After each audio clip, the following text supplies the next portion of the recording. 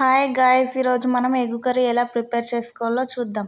ముందుగా కడాయి పెట్టుకొని అందులో 2 టేబుల్ స్పూన్స్ ఆఫ్ ఆయిల్ వేసుకొని కొద్దిగా జీలకర్ర, చిన్నగా కట్ చేసి పెట్టుకున్న ఉల్లిపాయలు కొన్ని వేసుకోవాలి.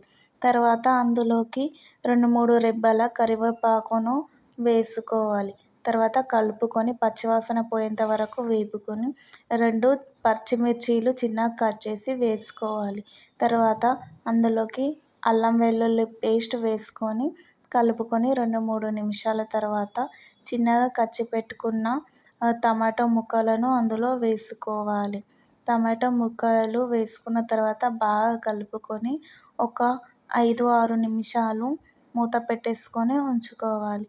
తర్వాత అందులోకి కొంచెం సరిపడినంత ఉప్పు మరియు కారం మరియు కొంచెం పసుపు వేసుకోవాలి. వేసుకొని టమాటో ముక్కలు ఉడికేంత వరకు ఉంచుకున్న తర్వాత అందులోకి సరిపడినన్ని వాటర్ పోసుకోవాలి. వాటర్ పోసుకున్న తర్వాత కొద్దిసేపు ఒక 4-5 నిమిషాల పాటు లో ఫ్లేమ్లో ఉడికించుకోవాలి. తర్వాత ముందుగా బాయిల్ చేసి పెట్టుకున్న ఎగ్స్ని చిన్న చిన్న ముక్కలుగా కట్ చేసి పెట్టుకొని ఇందులో వేసుకోవాలి. ఒక 2 నిమిషాలు ఉడకనిచ్చిన తర్వాత ఇందులోకి గరం మసాలా వేసుకోవాలి.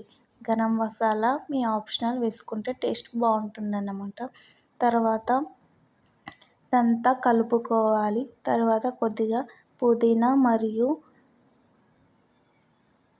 కొత్తిమీర వేసుకొని దించేసుకోవడమే. ప్లీజ్ సబ్స్క్రైబ్ చేయండి.